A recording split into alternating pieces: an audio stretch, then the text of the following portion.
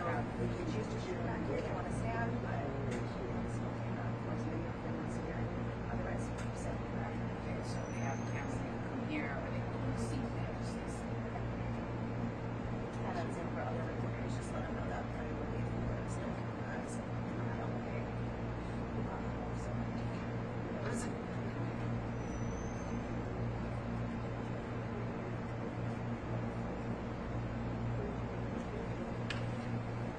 My name is Denise. Nice to meet you.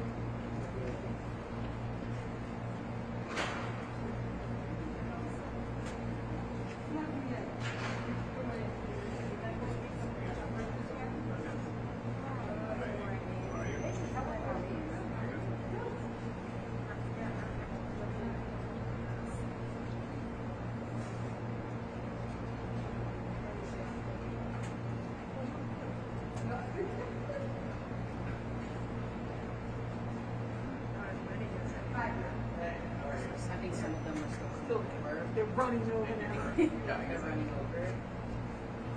Hi. Thank you. Oh, good to have one of these. I'll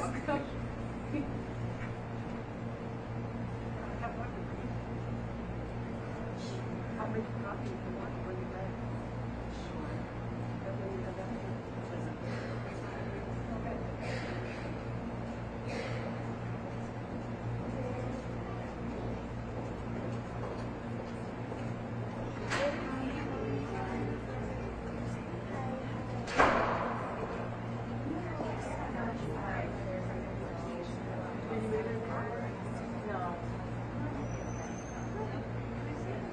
Well, I didn't try to go again. Before when I went, it was closed. I got a phone call.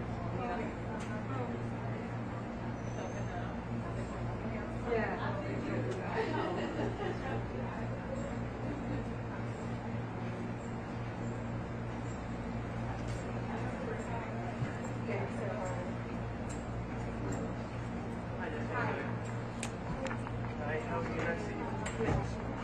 Set your camera up here, or you can sit and Yeah. see me up to see you. That's fine. I'm good, I'm good. Richie, you got a mic for me? Thank you. So What? it's copies of You can vote, right? Yes.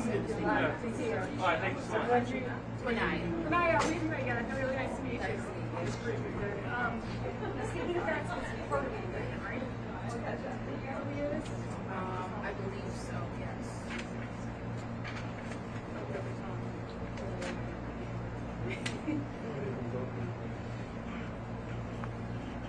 Yeah, we got it. Thanks. You're welcome.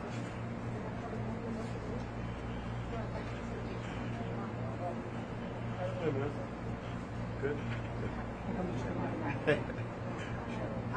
Still at time you got it. What's that? Time you started. Yeah, hold on. 3. Still at it. Almost done. Huh? Oh, you did it.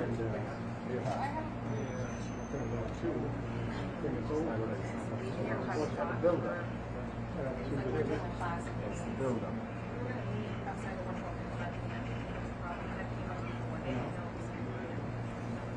On the side, I'll tell them. No.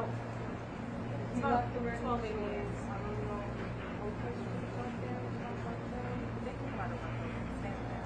Yes, yeah. Mike was definitely to take care of it.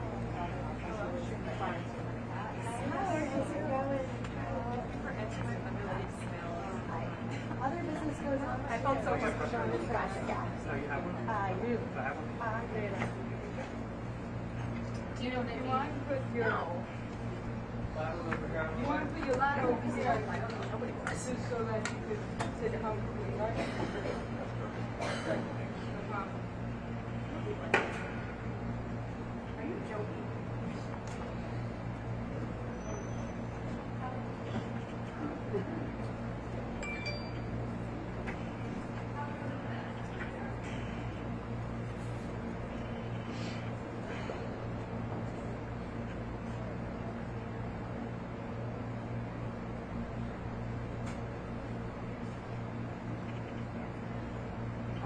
I don't use this more than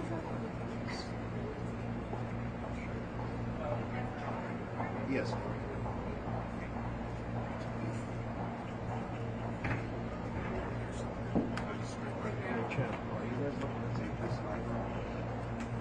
Hey, how was it down there?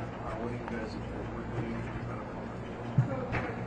He's stuck in traffic on the FDR right now. He is? Trump, yeah. maybe I should be able to. How is that possible? I thought they like cleared the street. He's not the president anymore. So we had people coming over our properties. Are the cops all around still? Yeah. It won't harm it. Is No, they there haven't. might be that I can use because they might go to the DA and take it sometimes.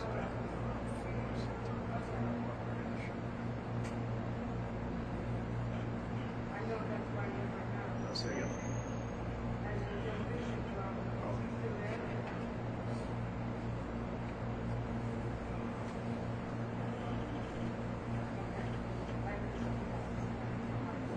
So, yeah, I know, it's just supposed to be done. But you don't have to be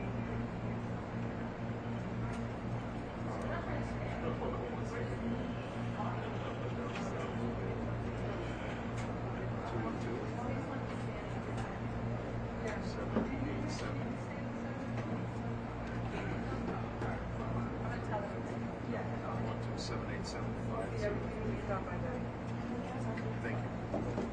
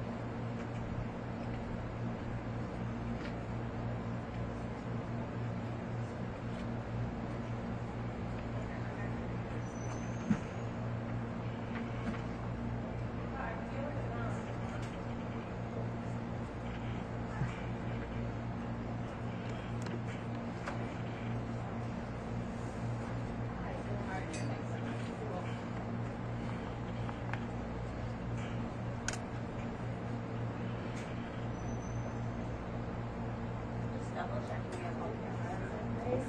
ABC. Hi. Hey, NBC. Next. Sky News.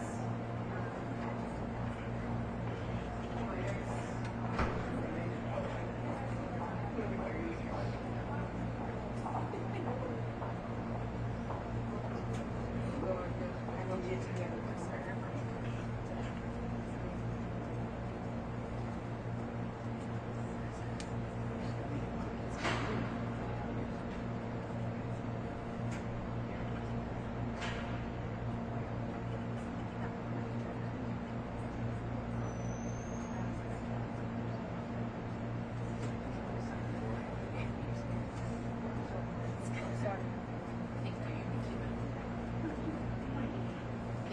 You'll get a rush at the end.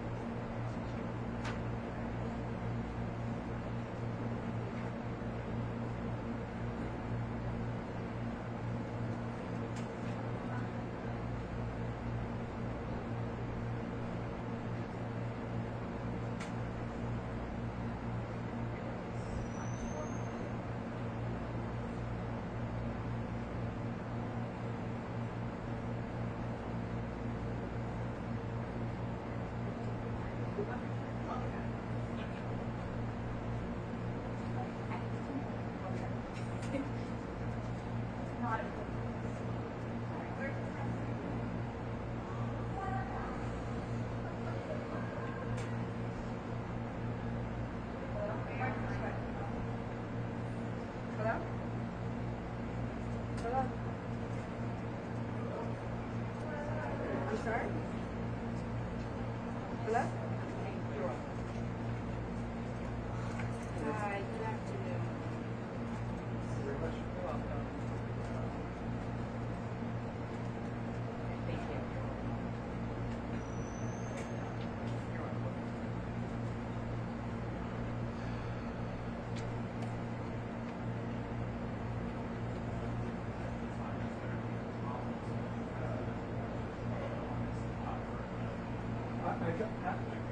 I'm giving you a channel.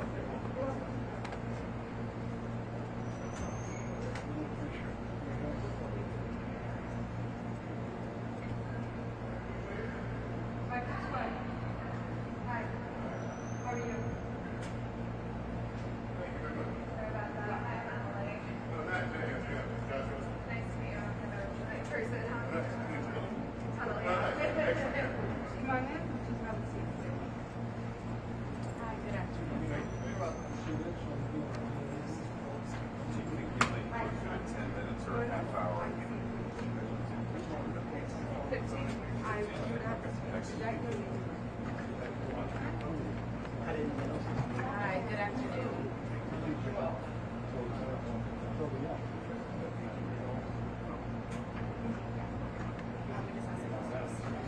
Hi. Right this way.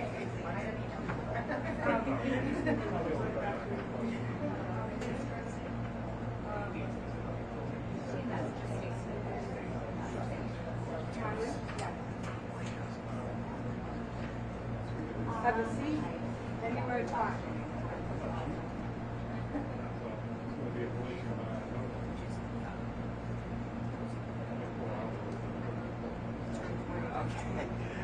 They were all my groupies. So, yeah. So, yeah. Maybe if you have questions, that's it.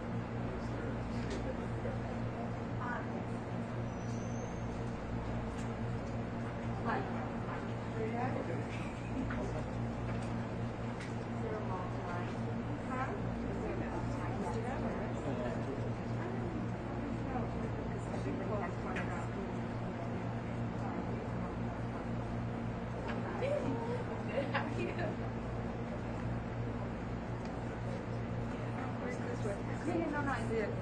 Okay.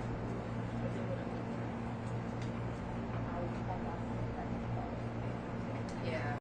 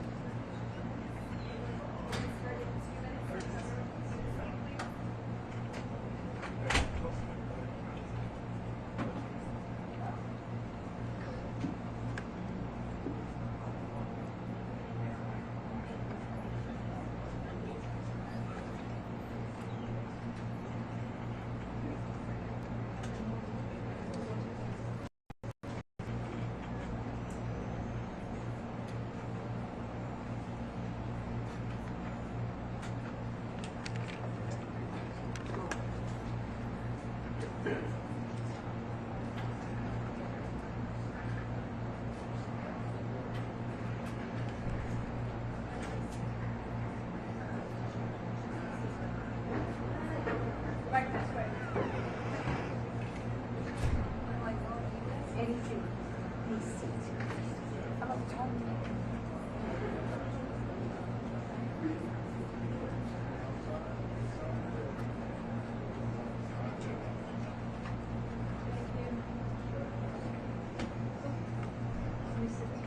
Yes, please sit. You can put your. No, you can sit. Yeah, it's still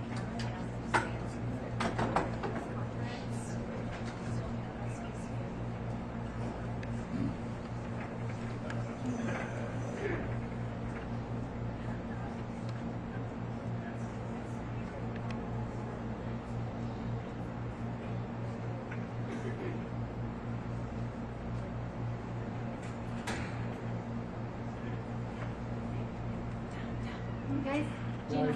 Please. Hi, we need to keep this aisle clear. If you don't have a still camera and are sitting near the aisle, I ask that still camera get priority so they can shoot. I'm not giving you.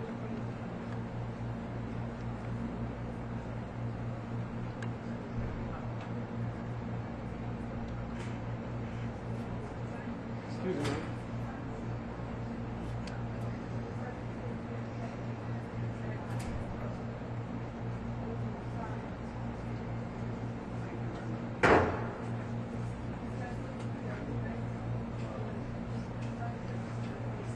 Nancy, where are we? Yeah, we're not allowed in the front. We can get a chair, but we're not allowed to go front on the floor.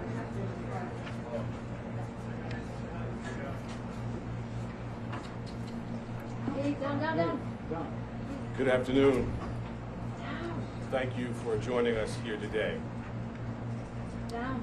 Earlier this afternoon, Donald Trump was arraigned on a New York Supreme Court indictment returned by a Manhattan grand jury on 34 felony counts of falsifying business records in the first degree. Under New York state law, it is a felony to falsify business records with intent to defraud and an intent to conceal another crime. That is exactly what this case is about. 34 false statements made to cover up other crimes. These are felony crimes in New York State, no matter who you are. We cannot and will not normalize serious criminal conduct. The defendant repeatedly made false statements on New York business records. He also caused others to make false statements. The defendant claimed that he was paying Michael Cohen for legal services performed in 2017. This simply was not true.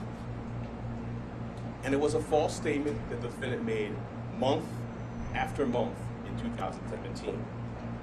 April, May, June, and so on through the rest of the year. For 9 straight months, the defendant held documents in his hand containing this key lie, that he was paying Michael Cohen for legal services performed in 2017. And he personally signed checks for payments to Michael Cohen for each of these 9 months. In total, the grand jury found there were 34 documents with this critical false statement. Why did Donald Trump repeatedly make these false statements? The evidence will show that he did so to cover up crimes relating to the 2016 election. Donald Trump, executives at the publishing company American Media Incorporated, Mr. Cohen, and others agreed in 2015 to a catch and kill scheme. That is, a scheme to buy and suppress negative information to help Mr. Trump's chance of winning the election. As part of this scheme, Donald Trump and others made 3 payments to people who claimed to have negative information about Mr. Trump. To make these payments, they set up shell companies, and they made yet more false statements, including, for example, in AMI, American Media Incorporated's business records. One of the 3 people that they paid to keep quiet was a woman named Stormy Daniels. Less than 2 weeks before the presidential election, Michael Cohen wired $130,000 to Stormy Daniels' lawyer. That payment was to hide damaging information from the voting public. The participant scheme was illegal. The scheme violated New York election law, which makes it a crime to conspire to promote a candidacy by unlawful means. The $130,000 wire payment exceeded the federal campaign contribution cap, and the false statements in AMI's books violated New York law. That is why Mr. Trump made false statements about his payments to Mr. Cohen. He could not simply say that the payments were a reimbursement for Mr. Cohen's payments to Stormy Daniels. To do so, to make that true statement, would have been to admit a crime. So instead, Mr. Trump said that he was paying Mr. Cohen for fictitious legal services in 2017 to cover up actual crime committed the prior year. And in order to get Michael Cohen his money back, they planned one last false statement. In order to complete the scheme, they planned to mischaracterize the payments to Mr. Cohen as income to the New York State tax authorities. The conduct I just described, and that which was charged by the grand jury, is felony criminal conduct in New York State. True and accurate business records are important everywhere, to be sure. They are all the more important in Manhattan, the financial center of the world. That is why we have a history in the Manhattan DA's office of vigorously enforcing white-collar crime. My office, including the talented prosecutors you saw at arraignment earlier today, has charged hundreds of felony falsifying business records. This charge can be said is the bread and butter of our white-collar work. And fraud presents itself in all different forms here in Manhattan. We have charged falsifying business records for those who violated federal bank secrecy laws. We have charged falsifying business records for those who were seeking to cover up sex crimes. And we have brought this charge for those who committed tax violations. At its core, this case today is one with allegations like so many of our white-collar cases. Allegations that someone lied again and again to protect their interests and evade the laws to which we are all held accountable. As this office has done time and time again, we today uphold our solemn responsibility to ensure that everyone stands equal before the law. No amount of money and no amount of power changes that enduring American principle. I'll now take questions. Excuse me, so we're gonna take a limited number of follow-up questions, one question per reporter. I will call on you, and again, we have limited time. Thank you. The first question will be Brent. Bragg, thank you. Bridget West, CNN. Why now? I mean, some argue that this is a political move. You're not going to be a political person. The court case are going to go into the next, political season. Why now? We conducted a thorough and rigorous investigation, as we're known to do, at the Manhattan District Attorney's Office. I've been doing this for 24 years, and am no stranger to rigorous, complex investigations. I bring cases when they're ready. Having now conducted a rigorous, thorough investigation, the case was ready to be brought, and it was brought. Mr. Bragg, the indictment says that there were 34 false business records. And they were done to conceal another crime, but the indictment does not specifically say what those crimes were. We are assuming, perhaps, that they might be election-related. I'm wondering if you can specify what laws were also broken. All right. So let me say as an initial matter that the indictment doesn't specify that because the law does not so require. In my remarks, I mentioned a couple of laws, which I will highlight again now. The first is New York State election law, which makes it a crime to conspire to promote a candidacy by unlawful means. I further indicated a number of unlawful means, including more additional false statements, including statements that were planned to be made to tax authorities. I also noted the federal election law cap on contribution limits. But why weren't there those crimes charged? Why wasn't he charged with those crimes? Well, I'm not going to go into our deliberative process on what was brought. The charges that were brought were the ones that were brought. The evidence in the law is the basis for those decisions. Hi, DA, you had expressed a year ago that you had some reservations about the case's readiness. Can you talk to us about what were some of the questions in your mind that needed to be answered in order to bring a case, of this magnitude? I'm not going to go chapter and verse into what I will say is, I believe the time period you're talking about, I've been in office for a couple of months. The investigation, in my view, was not concluded into the conduct in particular that is the basis for the charges today. Since that time, we've had more evidence made available to the office and opportunity to meet with additional witnesses. So, as I said earlier, I've been doing this for 24 years. I don't bring cases prior to a thorough and rigorous investigation. Now, having done so, the case has been brought. Your predecessor took a hard look at this case and decided not to charge it. Federal prosecutors took a hard look at this case and decided not to charge it. Do you believe you have new evidence that led you to decide to charge this, or why now? Well, as I just mentioned, we have had available to the office additional evidence that was not in the office's possession prior to my time here. And as to your part of your question about the federal, we have a distinct and strong, I would say profound, independent interest in New York State. This is the business capital of the world. We regularly do cases involving false business statements.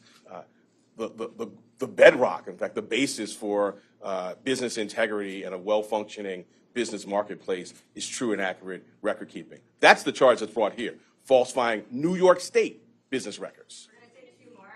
Yep. Thank you. DA Bragg, I'm just going to read back one line from your statement of facts.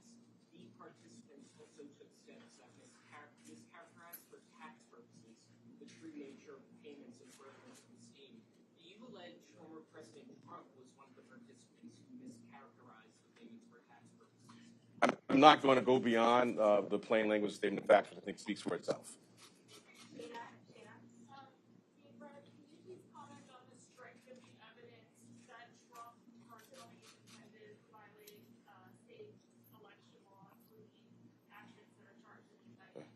So the charge is falsifying business records. The charge requires, as I specified, criminal conduct that was concealed. One of the concealed crimes we allege is New York State election law. I sort of went through in our statement of facts, which I think many of you have in front of you, goes through things including text messages, emails, contemporaneous phone records, multiple witnesses. All of that will be, as you saw in the fall, borne out in a public courtroom in downtown Manhattan. Last question is Jonah. Yeah, Greg, the charges related to the hush money payments to Stormy Daniels, the release from your office also mentions another woman, Karen McDougal, as well as a doorman. Can you comment on how those players are related to the charges you've brought or to the case overall? I'm glad you put your finger on that, because it's not just about one payment. It is 34 business records, 34 false statements in business records that were concealing criminal conduct. And the earlier question about New York State election law, when I talked about conspiracy to promote a candidacy by unlawful means. Those unlawful means, we allege, include the conduct set forth in the statement of facts, which is additional false statements separate and apart from the charged ones in AMI documents, planned false statements to taxing authorities. It is not just that one $130,000 wire payment. Thanks so much. Any comment about any incitement of violence by former president?